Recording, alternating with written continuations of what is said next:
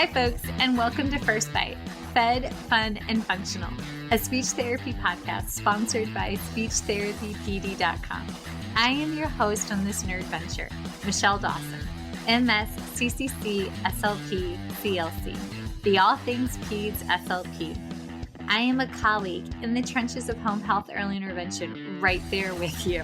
I run my own private practice, Heartwood Speech Therapy, here in Culvertown, South Carolina, and I guest lecture nationwide on best practices for early intervention for the medically complex and fragile child. First Bite's mission is short and sweet, to bring light, hope, knowledge, and joy to the pediatric clinician, parent, or advocate. By way of a nerdy conversation, so there's plenty of laughter too. In this podcast, we cover everything from AAC to breastfeeding, ethics on how to run a private practice, pediatric dysphagia to clinical supervision, and all other topics in the world of pediatric speech pathology. Our goal is to bring evidence-based practice straight to you by interviewing subject matter experts, to break down the communication barriers so that we can access the knowledge of their fields. Or, as a close friend says, to build the bridge. By bringing other professionals and experts in our field together, we hope to spark advocacy, joy, and passion for continuing to grow and advance care for our little ones. Every fourth episode, I join in. I'm Erin Forward, MSP, CCC-SLP, the Yankee by way of Rochester, New York transplant who actually inspired this journey. I bring a different perspective, that of a newish clinician with experience in early intervention, pediatric acute care, and nonprofit pediatric outpatient settings. So sit back, relax, and watch out for all our squirrels and enjoy this geeky gig brought to you by SpeechTherapyPD.com.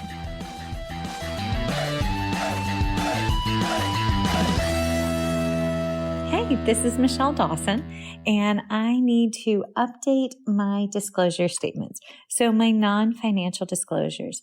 I actively volunteer with Feeding Matters, National Foundation of Swallowing Disorders, NFOSD, Dysphagia Outreach Project, DOP. I am a former treasurer with the Council of State Association Presidents, CSAP, a past president of the South Carolina Speech, Language, and Hearing Association, SCISHA, a current Board of Trustees member with the Communication Disorders Foundation of Virginia, and I am a current member of ASHA SIG 13, SCISHA, the Speech Language Hearing Association of Virginia, SHAV, a member of the National Black Speech Language Hearing Association in Basel, and Dysphagia Research Society, DRS. My financial disclosures include receiving compensation for First Bite podcast from SpeechTherapyPD.com, as well as from additional webinars and for webinars associated with Understanding Dysphagia, which is also a podcast with SpeechTherapyPD.com. And I currently receive a salary from the University of South Carolina in my work as adjunct professor and student services coordinator. And I receive royalties from the sale of my book, Chasing the Swallow: Truth, Science, and Hope for Pediatric Feeding and Swallowing Disorders, as well as compensation for the CEUs associated with it from SpeechTherapyPD.com. So those are my current disclosure statements. Thanks, guys. Hi, this is Erin Forward, and these are my disclosure statements. I receive a salary from Cincinnati Children's Hospital Medical Center.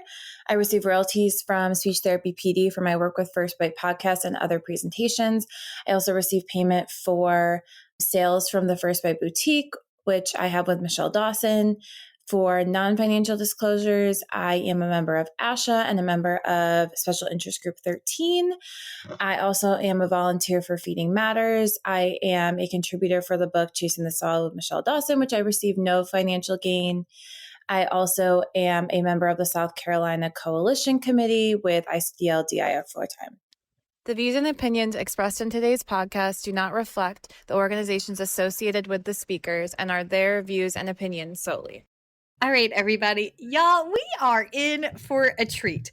Today's guest, I actually met last year in my first week out at James Madison University. We have none other than Mr. Nate Ellis. MS CCC-SLP. He's a school-based speech language pathologist here in the Commonwealth of Virginia. And this man ties of his time and does it in a three-piece suit with a vest and tie, because I have seen him pull that off and it looks fabulous, mate. But he has also served on the conference planning committee for the Speech Language Hearing Association of Virginia. He has been part of the continuing education administration team for SHAV, the Speech Hearing Association of Virginia.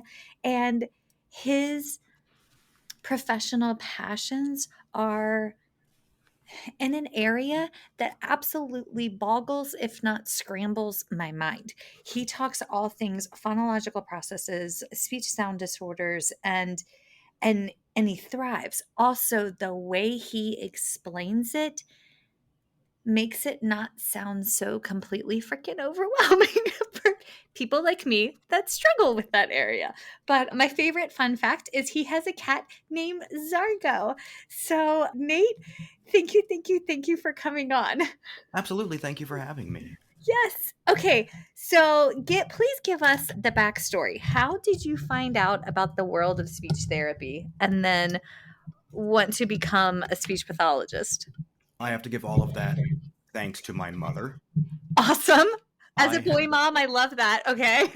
I had started off wanting to do musical theater.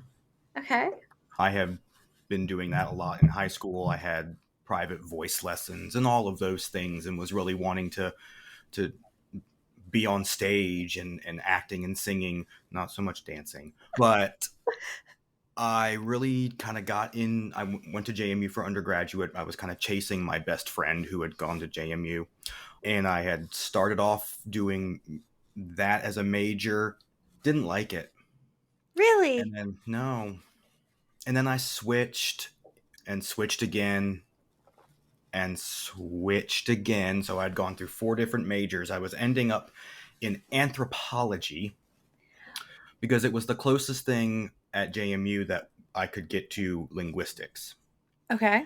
Okay. And then I remember one day my mother called me and said, Nathaniel, stop switching majors. I've looked on the website and there is a speech pathology department. And in my time as a nurse and working in the hospital, I worked with speech pathologists. I think this is for you. Okay. And here I am. Wait, are you a double Duke then? No, I got my master's at Radford. Awesome. Wait, what's Radford's mascot? Oh. I'm really bad at that kind of stuff. Oh, that's really I bad. don't do sports, but I love the Me mascots. They neither. make me chuckle. It's like when we moved to South Carolina and everybody was wearing an I'm a cock shirt. And I was like, is this allowed? I don't think this is allowed.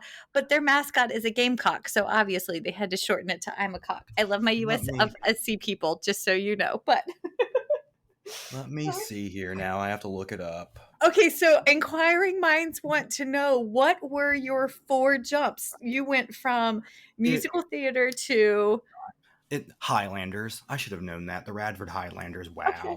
Yeah. Okay. I do. got there. It was like musical theater, then which is like musicals, and then there's music theater, which is doing more opera type of things. Okay. Both of those, and then I think maybe it was only into then after that I got into anthropology. So maybe it was really the 4th change was getting into communication sciences and disorders. That's awesome. Just because I had always been interested ever since I was like 5 or 6 years old in languages.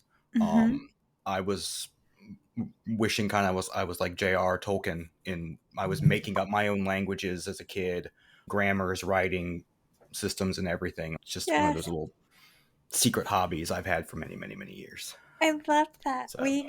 My boys went to a Mandarin immersion school, so they learned the Mandarin and tones, and they were in that school for 4 years prior to us moving to Virginia, and they miss it. Ay vey, do they miss it? But now they're learning Spanish, and they have picked it up so quickly because since they were teeny tiny humans, they were, learning 2 languages. But I love watching Goose's little engineering brain analyze the tones of Spanish. And mommy can say it's necessary to use the bathroom and where is the bathroom, and that's it. So I'm still learning, but they're now teaching me. So yes, but this is lovely. Okay, so then you go to Bradford, you become a speech pathologist. How in the world did you then trickle down the path of phonological processes and speech sounds, and was that the But outgrowth of Tolkien? before I'd ever actually gotten into the CSD major at JMU, I had gone to the library and checked out the clinical phonetics textbook and read it. And then got into the major and went, "Oh, that's our textbook. I already read it." Uh-huh. Um, For I, funsies. for fun, yes, because Uh-huh. I just got very. Uh, I don't really know what it is. I'm very interested in the sounds of languages, and Mhm. obviously, I think that goes very well into why I like speech sound disorders, because I kind of think of every kid I treat as their own little world. Um, Amazing. and I'm also a musician. I play the piano, so I sound is very important to me. I'm slightly colorblind, so definitely art and visual things are not my thing, but sounds I love. Just sound, I think it's a very human thing. We're very attuned as humans to picking up on sound. And Mhm. you can take that example of Mandarin, like we as English speakers, we don't hear those tones. No, I Um, don't. and even other types of Sinitic languages, ones that are related to Mandarin Chinese, have even more tones than that. Like Cantonese, I believe, has 6 tones. So you Yes. have to get and our brains just don't hear that because we use tone in English and other types of Indo-European languages in a very different way than what you would use um, in like more East Asian types of languages. So So my next question for you is, when are you coming back for a PhD? I would like to be able to work at the same time. Ah, Yeah. I have an idea, friend. We will talk about that one later. The suspense. Yes, the suspense. Well, folks, I got to tell y'all, last summer I had the pleasure of watching Nate work his magic, and it truly is magic. James Madison University, of which I am a very proud alum from the online program back in the day when it was called the Distance Learning for Virginia Educators, the DELV program. Delve program. I Yeah. did delve because I started out as a quote unquote speech teacher in the public schools too many eons ago before we had the SLPA. But I went through something, my first residential clinical practicum was something called Scottish Rite. Now, if your university that you go to is affiliated with Scottish Rite, you'll know all about Scottish Rite Camp. But if you don't, Scottish Rite is a do-good association that's across the continental United States. It's akin to Lions Club. Like Lions Club helps funds hearing aids and glasses for children and adults that can't afford out-of-pocket expense. Scottish Rite funds speech therapy for individuals that are at risk, can't afford it, or just in need. And James Madison has hosted a Scottish Rite camp, I think, almost all 40 years that this program has been around. Yeah, it's been a while. Yeah. So it is an opportunity for university clinics to be an equal partner with the community, open the doors, and offer free speech therapy. And it was so good for my soul to come back many, many, many, many years later and see that this thing is still in action. But that's where I met Nate. So last summer, we partnered with the James Madison University Young Children's Program.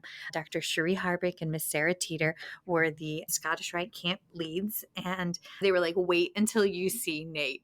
And I did. Watching him soup students, watching him mentor students in how to take their coursework understanding from Dr. Emily Zane, who's freaking brilliant, and then apply it into a school age classroom for summer camp throughout the summer. It was amazing. And then he started talking about like triangles and sounds and all of these things. And I was like, I don't understand, because he's like, it's like listening to a guru, and I am like, Nate, I don't even know how to read the phonetic alphabet or phonemic alphabet, because I don't do that type of speech therapy. So And I would flip that around and say that what you are an expert in, I wouldn't even know where to begin, but except that food goes here. he just pointed to his mouth. Yes. That's it. Yes. But like, that's what, y'all, this is what makes our world go round as professionals. It's because you don't have to know it all. And good Lord Almighty, you're never going to know it all. So give yourself grace. That's why you phone a friend. That's why you have a colleague. So I asked Nate to come on and talk about the craft that it is that he does. And that's the episode today. We are integrating phonetics and phonology, new ways to understand speech sound disorders, from a colleague who, yes, he's subject matter expert, but he's also right there in the trenches serving, because you're in Stanton City Public Schools, right? I sure am. Yes, I am. Awesome. Mm-hmm. I know where that is because we go downtown a lot. Yay. Mm-hmm. Okay. So let's take it from the top. Can you describe for me some background as to why phonetics and phonology seem so starkly separated? Also, that's like the world's best question, and y'all, I didn't think that one up. That is all Nate. So a lot of what we use to as the foundation for our treatment of speech sound disorders in kids, specifically developmental speech sound disorders. So if you hear me saying that throughout us talking, that really is the way I describe what we term as phonological disorders. A lot of the foundations for that comes from linguistics. Mm-hmm. So people studying all kinds of languages in a theoretical framework.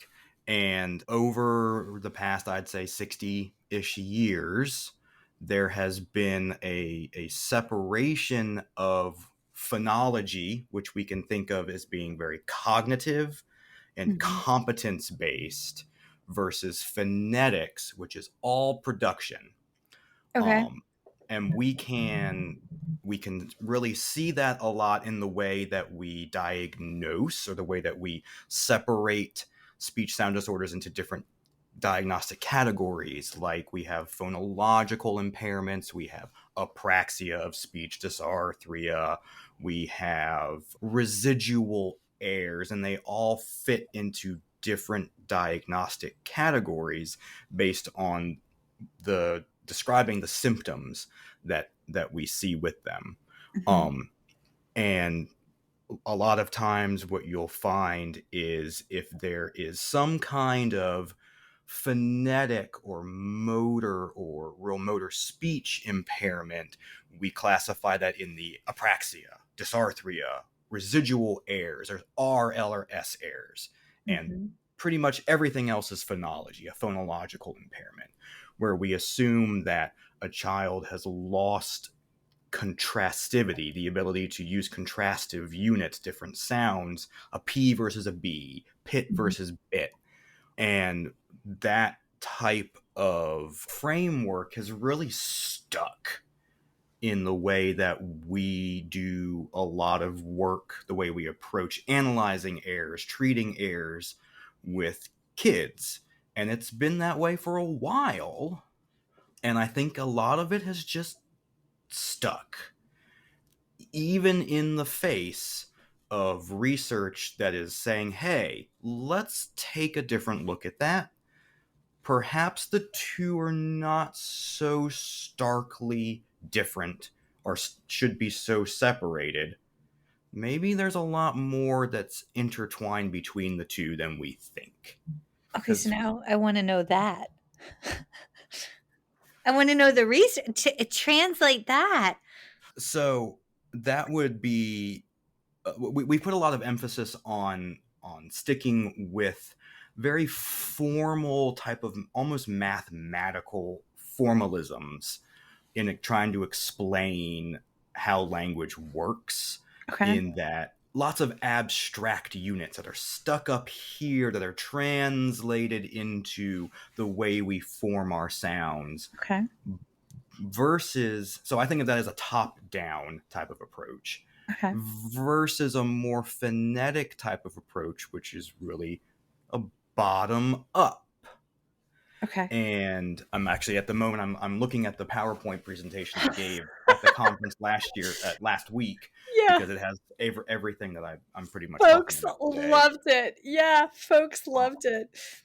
And so there's this idea that we're born with a lot of knowledge already that gets trickled down into the way we speak. But I'm way on the other side of that, in that what we use when we're making sounds, the articulators, the vocal tract, that system is what gets worked to form those categories of sound that we would term a phoneme. But that And would make build that sense. phonology. That makes sense culturally. Mhm. I agree. 100%. Yes, because humans are designed through that pulls in your anthropology piece, by the way. I like how this trickles over from an anthropological perspective. Mm-hmm. We have evolved as humans to sustain life in the environment with which we were born and adapt to that environment. Correct. This is why we're all different colors, shapes, and sizes. That's what makes us a beautiful rainbow. And And it's why we all speak so differently. yes, because of where we're from, what influenced us. Yes. Oh, I love that approach. Yes, that makes sense. I'm with you. I like to see the light bulbs go off Yes. because a lot of what we get taught is when we're taught phonetics, I'm going to quote unquote that, what we get a lot of is phonology. Mm-hmm. So when it comes to, let's say you're treating a kid, oh, well, how do you make that sound? I don't know. How do you make an R? My son was an R kid. I didn't think we would ever figure that out. It's hard. It's so well, there's no input when you make an R, it's in the middle of your mouth. Like, I don't know how to describe that where your tongue is placed because it doesn't really touch anything. It's just there. Like, yeah. R is the hardest sound of all that we produce in English. It's also a very rare sound cross-linguistically, is because with most sounds that we make, there's one constriction somewhere in the vocal tract. Mm-hmm. An R, we have three constrictions. You have one at the lips, because we do have some lip rounding on it. Uh-huh. You have one somewhere in the palatal region, and the tongue shape for that can be many different ways. That's another reason it's difficult. Uh-huh. And then there's also a pharyngeal constriction, which is so hard to get because you can't see it, you can't feel it. I often will have kids lay down on their back and let gravity do the work to create that constriction, because it's so hard to Oren, you need to pull your tongue root back towards your pharynx. Okay. Every 5-year-old knows what that is. Correct. Exactly. But that's why that sound is so hard, is because it has this extra bit of constriction on it that you don't get with some other sounds. Uh-huh. So Okay. I'm just thinking your R is the way when I have a patient that's got some nasopharyngeal regurgitation of food, and we're working on like velopharyngeal closure, not necessarily due to like VPI, but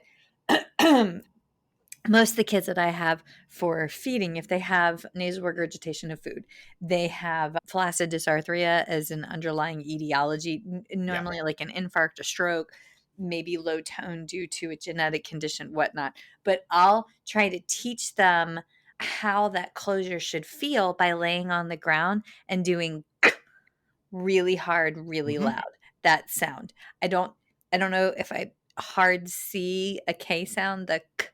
I call it, we're going to talk about kitty cats. And then, but that stop, is that stop plosive?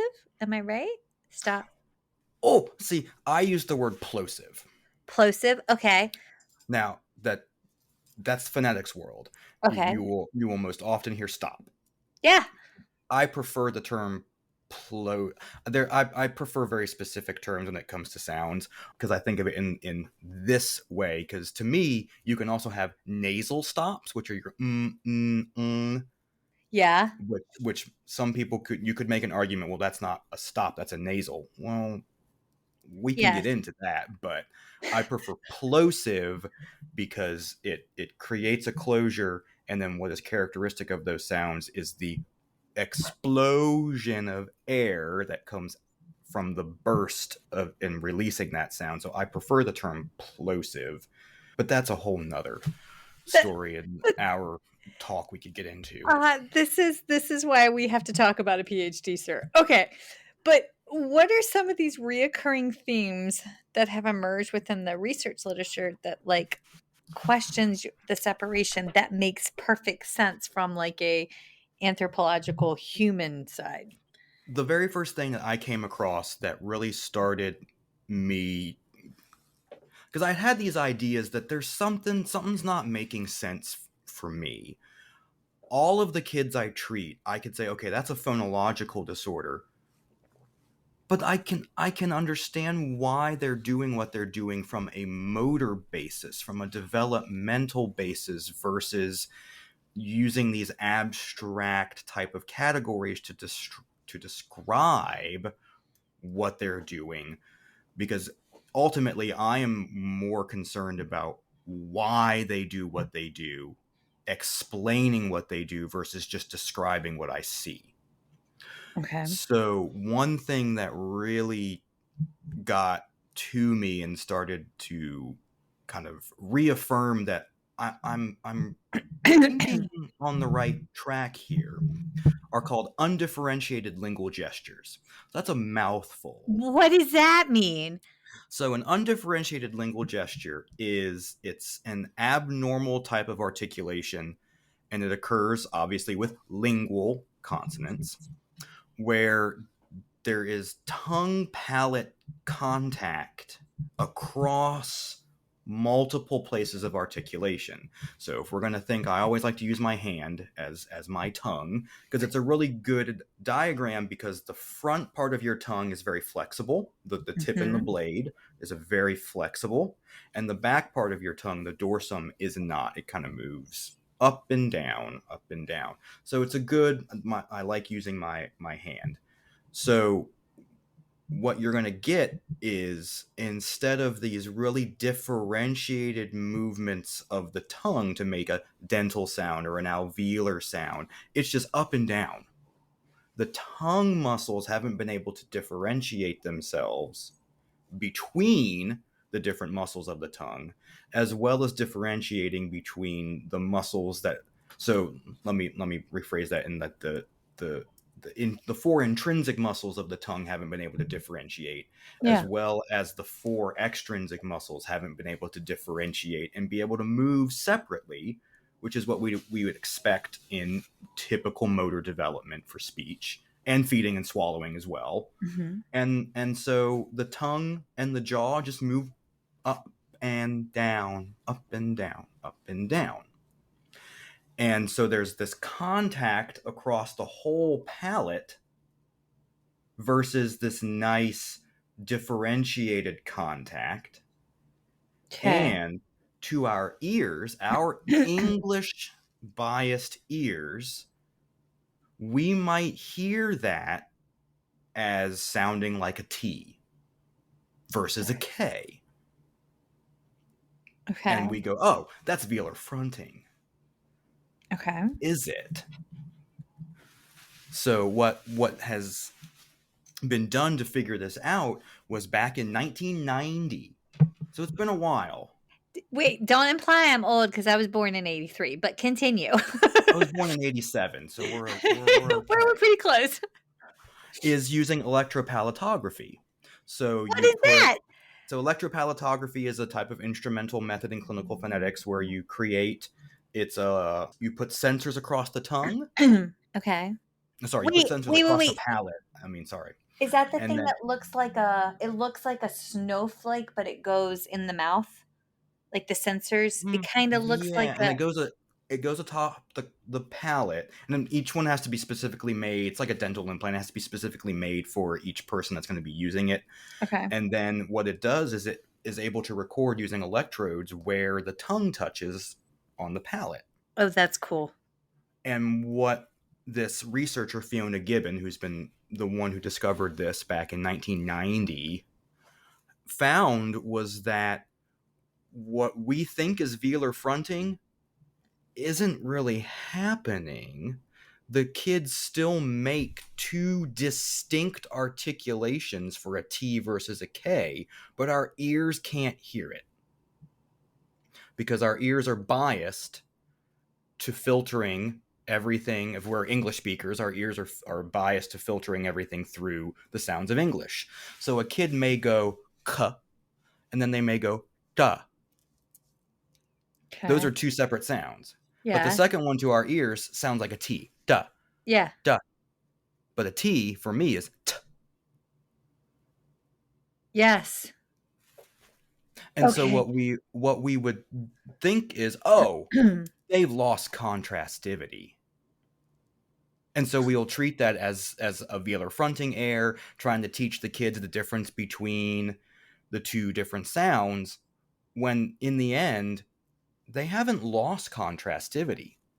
They just haven't gotten enough motor development to differentiate lingual movements to make those two sounds more distinct. Okay, so I have four thoughts. One is the scientists that determine this, are they a speech pathologist or are they a Mhm. linguist? Speech pathologist. Amazing. Two, my next thought is I would love a study on the frequency with which SLPs that are treating this get their hearing screened. The same way that I want to study on the frequency with which pediatricians are having hearing screens to rule out a potential heart murmur and underlying cardiac etiology, and or how old their stethoscopes are, because I have a gut instinct that neither one of those are really happening given all the PDAs that have been found in some of my cardiac or subsequent cardiac kids that were originally feeding kids. But I digress. And then the third question is, did that research finding, the implication for driving the change in our understanding of acquisition of norms, like typical acquisition of those sound productions, is profound. But then I immediately go over to, but that's a fine motor skill. And that explains, in my mind, why so many of our children with Down syndrome get misdiagnosed with apraxia of speech when it's just they're not there yet in their developmental patterns. Oh, the clinical implication of that is profound, Nate. And Yes. I had never heard of this until I found it myself. What rabbit hole did you go on to find this? I honestly don't. All of the textbooks that I use that I have bought myself, because textbooks. Y'all, he Um, has also, they're color coordinated and it's really pretty. I appreciate that. all of the textbooks that I use for my own reading on phonetics come from outside of the US. So I get a lot from England, Ireland, Canada, and Australia. Beautiful. And sometimes I feel like they're a little more on top of integrating this type of research into clinical practice. Australia's cutting edge on utilization of telehealth for pediatric feeding and swallowing assessment they're and great. treatment. I mean, They're it's great. profound. So we have to think globally when it comes to extrapolating data and putting it into practice. So yes, totally agree. That's why I'm really interested also in like implementation science and taking things directly from research and putting them Yes. into practice. Yes. But this idea of these contrasts that we think are gone but are still there, they're called covert contrasts. So the little quote I have here is, children who appear even to a trained listener, me, or I would assume any other speech language pathologist, to a trained listener to neutralize phonological contrasts in reality produce consistent articulatory differences between target phonological categories. These are difficult to detect by the human ear. We're not equipped to do the thing we're supposed to be doing. Now, I think you can be definitely equipped to do it, but to do so requires a lot of ear training. Okay. And the way I think about that is when I was in doing musical theater and things like that, I did a lot of piano accompaniment for music students, and they take semester after semester after semester of ear training. Yes, they do. So that you can go, oh, I know what that note is. I know what that chord is just by hearing it. And we don't do that at least in my experience. I don't know across the country. The country's a very big place. The type of training that we give to undergraduate and graduate students on being able to hear things differently and not parsing everything through the lens of English. Because if you think a kid's making an error that they're really not, and you spend all that time doing therapy on something that's not there, that's weeks and weeks and weeks of your time wasted. That could be frustrating the kid because you're trying to work on something that's not an issue. And wait, and then add in the other layer of dialectal variations, and do we fully recognize and understand the nuances in a different dialect, or a EL versus EL1, or L1 versus L2, language 1 versus language 2, and the natural beautiful variations in that. Oh my goodness. Okay, so then wait, how do you do the ear training? Like, is there something for us as speech pathologists how do we go about learning that? A lot of the ear training that I have done has just been taking the time with my kids to listen to them and transcribe and retranscribe. It's just kind of whenever I can have that practice with them. We've gotten some of our therapy done. Let me hear you talk. Yeah. And then, but I'm also a little, I'm a musician. I've also loved languages for many, many years. So I've been kind of inundated with it for a long time. Yeah. But I would highly suggest visiting things like the International Phonetic Association's website and clicking on their resources and finding sound files to hear a sound versus what the symbol looks like. What is this place called? The International Phonetic Association. I didn't know that was a thing. They are the organization that maintains the International Phonetic Alphabet to ensure consistency in its use. Another great resource is Wikipedia. Their phonetics articles are very good.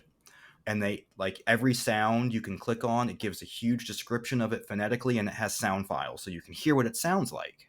So those are great places to start. It just takes time, which is, one thing that a lot of people do not have. Yeah. But it does take time to train your ears. But I have found that doing so has been very beneficial to being able to differentiate what my kids do in different contexts, different syllable shapes, different vowel contexts, different places within words, where I can hear the subtle differences that they're making, which informs me whether that's an error we need to work on. Is it because of the context? And that way I know that maybe that's not something I need to approach, or, oh, it's really close, so I don't really need to work on that sound or that pattern that they're making, let's say. Y'all, this website is You weren't kidding the amount of resources that are available on here. There's a lot. I There's a mean, lot of stuff. yes. You guys, I highly, highly recommend it. Also, students, if you are studying and in class, they have you can join it and there's study guides on this website. Yes, I am a member of the IPA. Yes. They do not have an Instagram account. You need to tell them to get with the times here, sir. They They're need to, they they're have a very formal a, organization. I like they, it. they have a Facebook and a Twitter that's not a Twitter. What Mhm. is it? X? Yes. Yes. Okay. I Yeah. digress. Change Um, topics. so those undifferentiated lingual gestures, to get the train back on track, Yeah. is kind of the first thing that I came across and went, I think I'm on the right track with the way I'm thinking about things, because I always think of things very differently. I'm not very mainstream. But that gave me that little bit of confidence boost of, okay, I think I'm thinking correctly here. Mhm.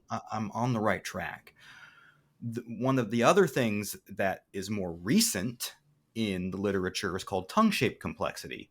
Okay. And I actually got an article, one of the ones I use specifically, I came out during Scottish Rite last summer, and I immediately printed it out, and I sat there with my 4 graduate students going, oh my God, you have to read this.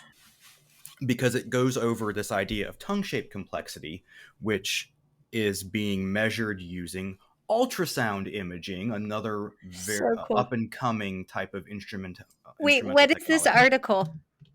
It is called, let me find my references page.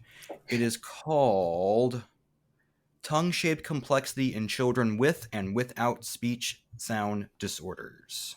Nice. And it's from the Journal of Speech, Language, and Hearing Research. So if you are an ASHA member, you can get it. Who was the first author? Dokovova, Dokovova.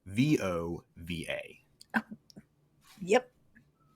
And what this is showing or talking about is that we can measure curvature.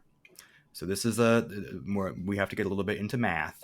Okay. So curvature is exactly what you think. It's a measure of how much something deviates from a straight line. Mm-hmm. And the tongue is a muscular hydrostat. It's a great phrase.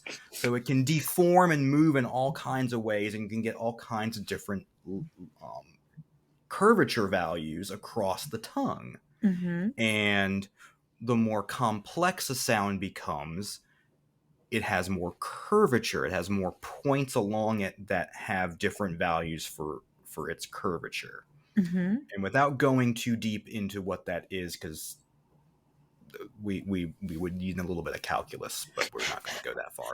I don't like budgets. Mr. Dawson handles that and then color codes it to keep me interested. So,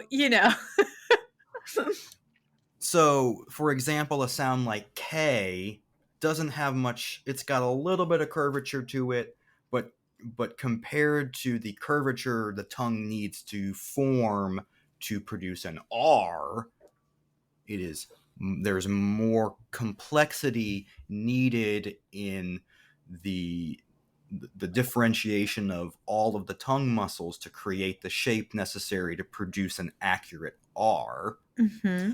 And a quote from that article specifically says that there is evidence to suggest that the presence of hold on, it's this other one here, that another article reported that typically developing children aged 4 to 6 had more inflection points, so there's more points for curvature to occur on the tongue than for an R than their same-aged peers with a speech sound disorder.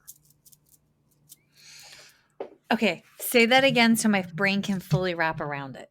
Children with speech sound disorders aren't able to make the tongue move as well and create different points along it because they just haven't gotten enough motor control over the different muscles in the tongue to create the complex shapes necessary for things like an R. Specifically, that's what they were reporting on here.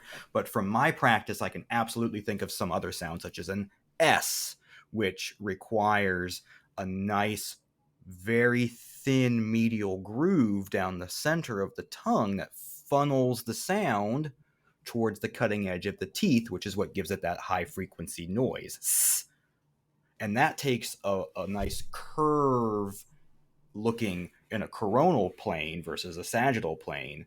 And that's really hard too. I have a lot of kids that can give me something like an S, but I hear it and go, I can tell you're just having trouble getting that real narrow groove down the center. You're having trouble with a more complex tongue shape. And so instead of getting a S, I get something much more like a sh, Yeah. which doesn't, it kind of sounds like an SH, but my ears know that that's not an SH. I know what they're trying to do. And that's another one of these little bits where I go, there's something subtle there that's speech motor, but I've been taught that this is a phonological problem, but I can't follow along in that line of thinking and get to that conclusion. I just go, oh, you're having trouble grooving your tongue, so we need to work on that. That was versus it being some kind of phonological impairment. Bear struggled with all this. My youngest, who's 9 now, we did therapy from the time he was 2.5 until, bless, I think he finally graduated speech around 6. Chronic ear infections, labor stopped a gabillion times. That'll do it. Creamy, all of the above. Adenoids, tonsils, also had an inguinal hernia in his right testicle. Bless his little heart. He's really been through the ringer. But Ooh, good. he had, it wasn't a lateral lisp, but it was a lateral, like to me, it sounded like a lateral lisp. He said sit for sit. So he would say, Mama, come sit with me. And it sounded like he was cussing, but like he wasn't until he hit about 4.5 and he realized what he was saying or what it sounded like he was saying. And then he thought it was real funny, but he is my child. Oh, yeah. But it just sounded different. And Angela she explained it, but like I am one of those. I have to hear it presented a couple different times and in a couple different ways. But y'all can't see it, but I'm gesturing to the different planes with which he described. I'm holding my hands. Y'all can't see that. But trust me, there's a lot of hand gestures going on. But like that was my boo-boo-loo. And yeah. Okay. All right. So I have so many follow-up questions, but we have to get to like the next formal question to like keep our train running. But articulatory phonology. So this is, I feel like this is the application of the bear question or story. So articulatory phonology is a phonological framework that was designed to explain typical phonology in adult speakers, just like any other phonological theory that has come from linguistics. Okay. However, it's been doing this since 1986. So that's when this idea first came out. Now, what sets articulatory phonology apart from other mainstream phonology theories is that it focuses on phonetics and articulation first, and from the phonetic level, the phonology develops, versus the opposite way, which is the phonology is there first, and then from that, the phonetics, the production arises. And for me, this makes complete sense.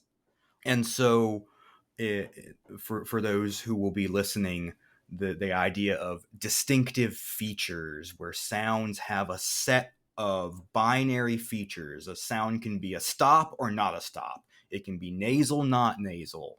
It can be a sibilant, not a sibilant. So you have it's an on-off switch. And a sound may have all of these different features where one is on and one is off, and the combination of all those features together is what makes a sound its own unit. Articulatory phonology thinks of this in a very different way, in that phonology is a set of relations among physical events that are occurring with your articulators, things going on in your vocal tract. And from that, we get the idea of what's called an articulatory gesture. And if you have really delved deep into the cycles approach, there is some of articulatory phonology, they called it gestural phonology, it's another name for it as well, that was used in coming up with that approach.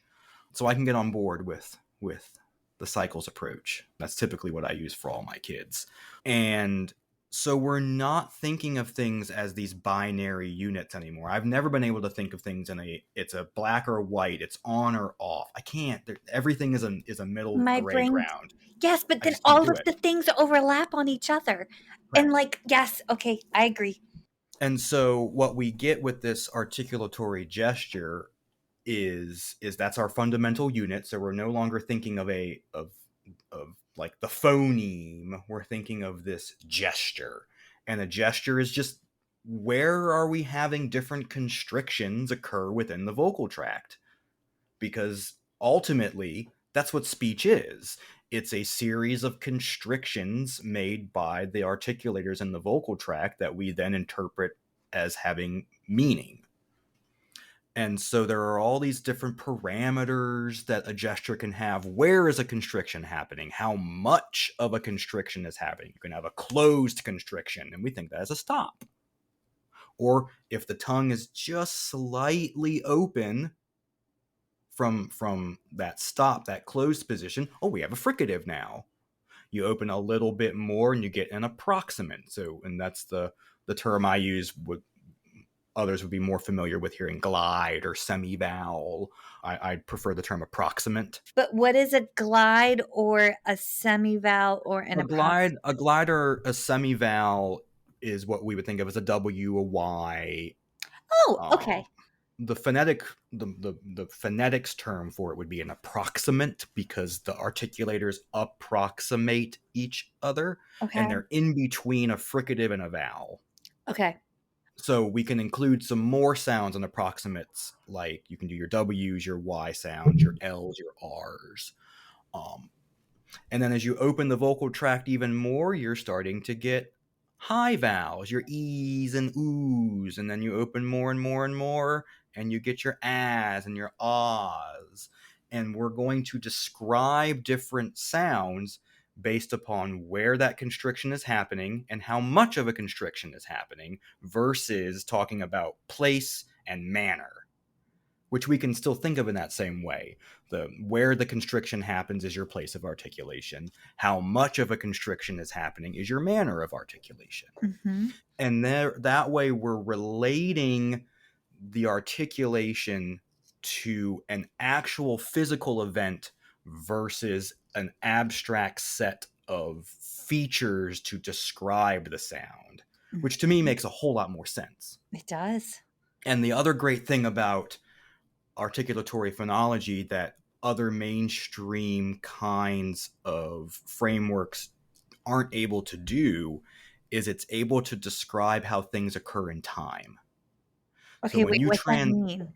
So when you transcribe, let's say you're just transcribing a phoneme, like a word, cat, you get that K, A, and T.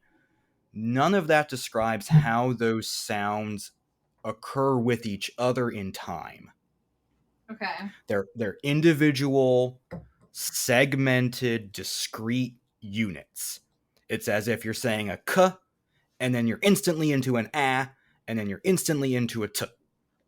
Is that co-articulation, like one sound influencing another? Into another. So that's what articulatory phonology is really able to do, is it has the explanatory power, not just descriptive power, the explanatory power to show how sounds co-articulate with each other and why they do that. Oh, cool. Okay. And So what we can say is it shows how gestures are able to overlap with each other in time, which is what happens. Yes. That's why certain things sound the way they do, and why we don't just articulate one phoneme and then it goes into the next and then it goes into the next. This The is why I gaps have a hard between time. I have a hard time with multisyllabic words. Trying to say eosinophilic esophagitis, I had to practice that because of the way the S's rolled into the other ones. It was it's a very lot of difficult. lingual consonants right up front. Yes. Eosinophilic. It's very hard to Get it. articulate. Sorry, I got excited. I understood that. You're so good at this, Nate. And so, even though this way of describing phonology has been around for a long time, it is only recently that I find one article that I used as the basis for this major presentation I did. I've only been able to find one where it's incorporating this idea of articulatory phonology to explain, not just describe, explain speech sound disorders. And I have read it in some other books where it's said that, this is a completely different way of understanding speech sound disorders, but it really gives you a lot of power that other approaches don't give you, because most approaches will just give you a way to describe what you see versus an explanation of what is occurring. And for me, the why is the most important, because the why is what directly translates into what you do in analyzing and treating sound errors. My brain is going 400 different directions. I love it. And that's what I always say. What I have to present on that I'm really enjoying presenting on is a lot. I've spent a long time researching it and putting it all together. But as long as somebody comes away with a seed in their brain of, I'm going to think about something differently next time, I'm as happy as can be. Okay. So for those that are listening that are school-based therapists or private practice therapists, what can they start doing clinically or thinking clinically as their next step? And that's a harder piece, because a lot of what we use to help determine like eligibility for kids in schools is based on the more mainstream types of approaches to phonology, process errors, and things like that. So obviously that's not going to change anytime soon. That's a whole nother world of advocacy and trying to get people who don't really have a clue what you do to understand what you do so that they can change things to make it easier. The policymakers that are not actually speech pathologists. Yes, correct. Got it. So duly noted. A lot of what I am talking about does kind of run into or run counter to what we typically use in like a school-based practice. However, the way I think about it is this is the stuff I use behind the scenes. Is you don't have to explain everything that you do. As much as I would love to, I would have 55-page reports. So for me, this is the stuff I use when I'm analyzing my kids' speech during an evaluation, or when I start getting into treatment. Like, I use these ideas to help filter through the types of targets I want to use in therapy. And so it's more so the nitty-gritty behind the scenes stuff that you will use on a day-to-day basis versus having to kind of use it as a means to explain eligibility, let's say. Because I still have to go through the same type of processes and things like that to find a kid eligible, but I'm using these principles to inform how I think about why my kids are doing what they do. And from that, I can take that to Drive your data.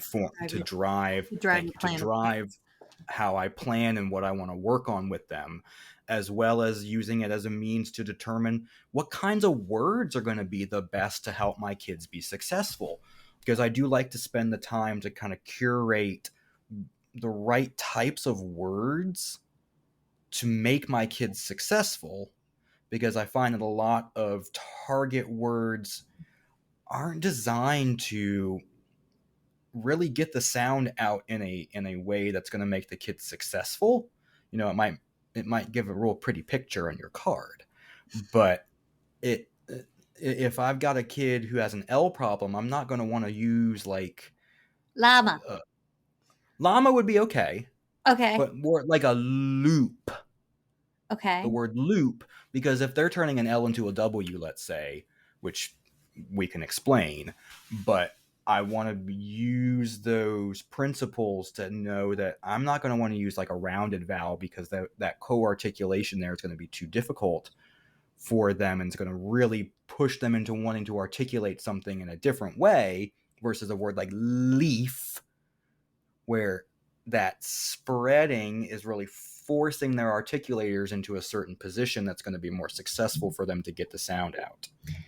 I don't know if you have done this yet, but the next thought from your work to me would be creating a spreadsheet or a flow sheet of, if this, then do this. Do you see what I'm saying? Because that's what helps me when I'm talking PFD to the students. If you see this, then refer here, or request a referral to this specialist for this. Have you done this yet? No, it's still kind of a work in progress, because I've never seen any of this information in action. Except like in my brain. I feel, except in my brain, I feel like I'm in a little bit of a bubble, in that I feel like this is, I don't want to say old material. It's just not been put into the mainstream to a point where it can be applied. So while I have the information and I am trying my best to apply some of its principles in my everyday practice, just based upon what I know, it's not mainstream enough to be it's just not disseminated enough, and people don't know about it.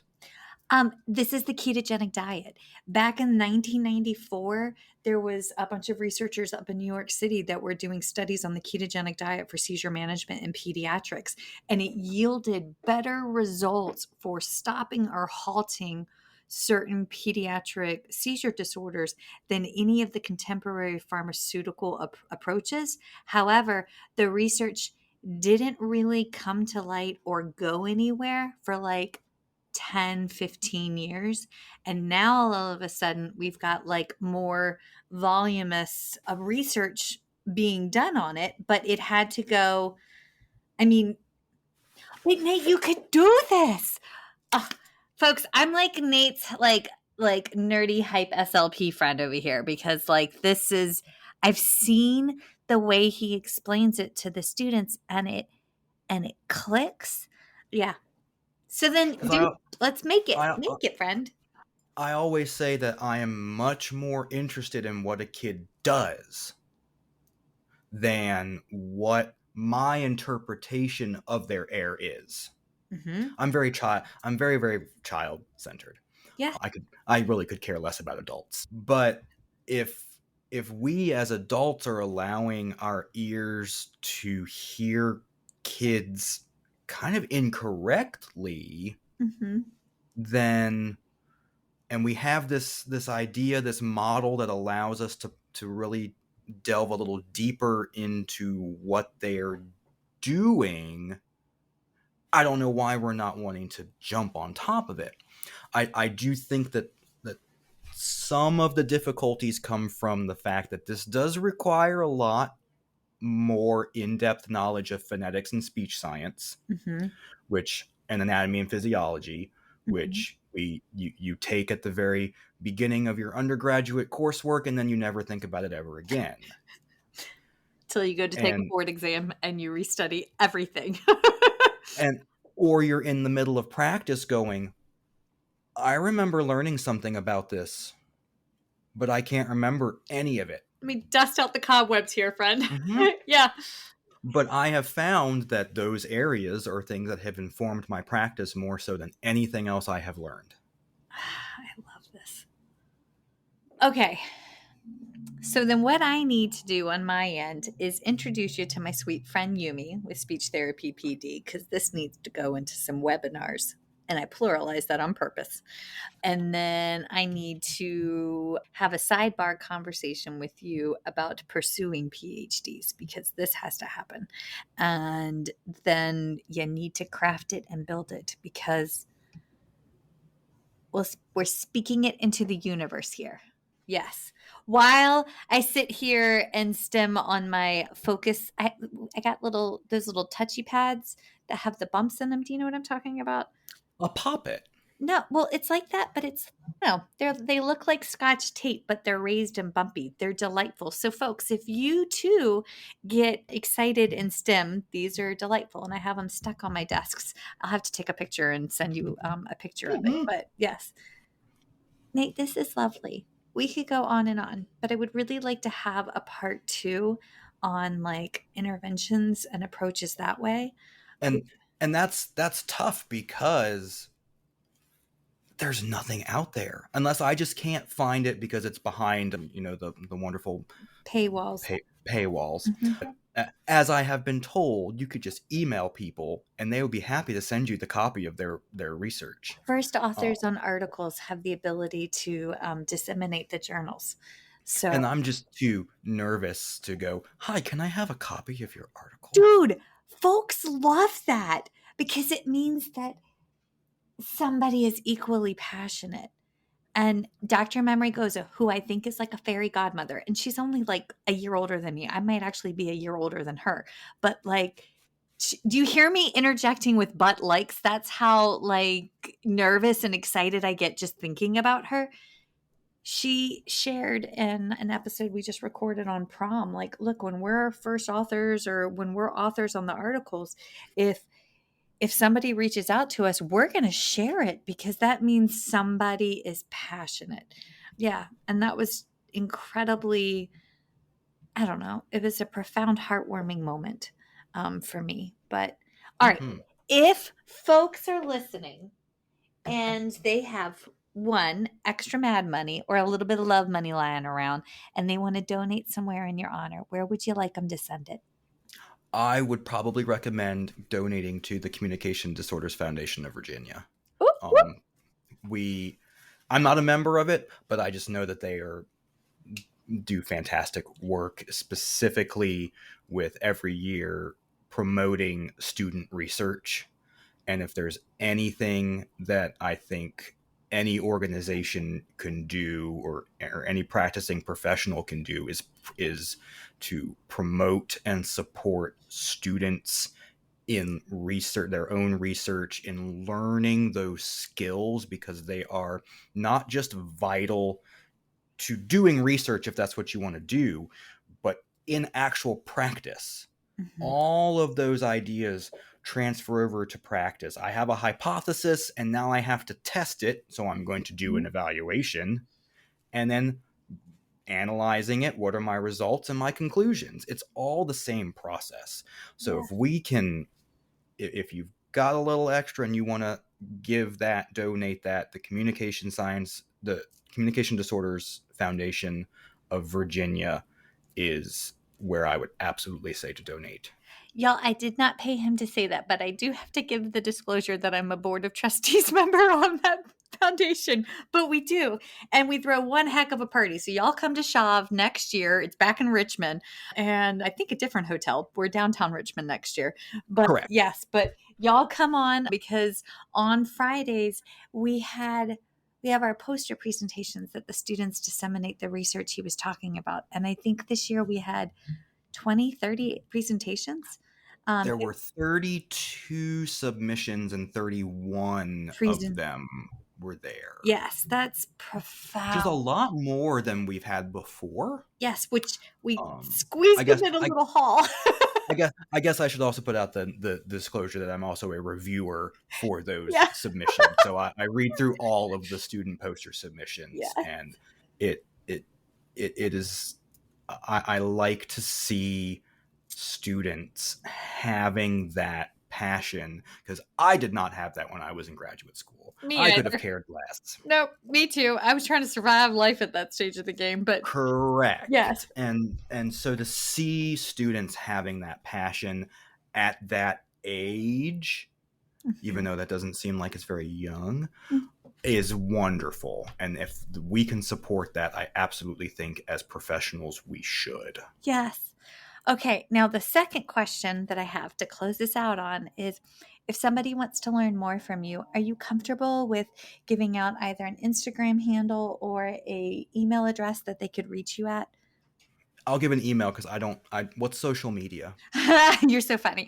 That's me. That is definitely me. Yeah. It's ellisphonetics@gmail.com. It's very easy to remember. ELLISPHONETICS. I'm glad you spelled it. I wouldn't have gotten that far, but yes. Ellis Phonetics. Well, and just email me. He does respond. He's way faster than I am.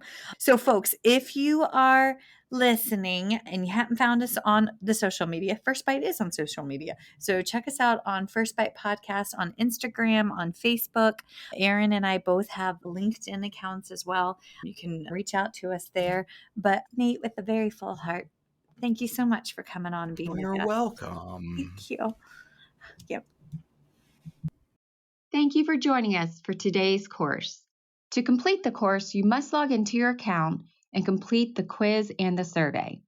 If you have indicated that you are part of the ASHA registry and entered both your ASHA number and a complete mailing address in your account profile prior to course completion, we will submit earned CEUs to ASHA. Please allow 1 to 2 months from the completion date for your CEUs to reflect on your ASHA transcript. Please note that if this information is missing, we cannot submit to ASHA on your behalf. Thanks again for joining us. We hope to see you next time. Feeding Matters guides system-wide changes by uniting caregivers, professionals, and community partners under the Pediatric Feeding Disorder Alliance. So what is this alliance? The Alliance is an open access collaborative community focused on achieving strategic goals within 3 focus areas: education, advocacy, and research. So who is the Alliance? It's you. The Alliance is open to any person passionate about improving care for children with a pediatric feeding disorder. To date, 187 professionals, caregivers, and partners have joined the Alliance. You can join today by visiting the Feeding Matters website at www.feedingmatters.org. Click on PFD Alliance tab and sign up today. Change is possible when we work together. That's a wrap, folks. Once again, thank you for listening to First Bite, fed, fun, and functional. I am your humble but yet sassy host, Michelle Dawson, the All Things Peds SLP. This podcast is part of a course offered for continuing education through speechtherapypd.com. Please check out the website if you'd like to learn more about CEU opportunities for this episode, as well as the ones that are archived.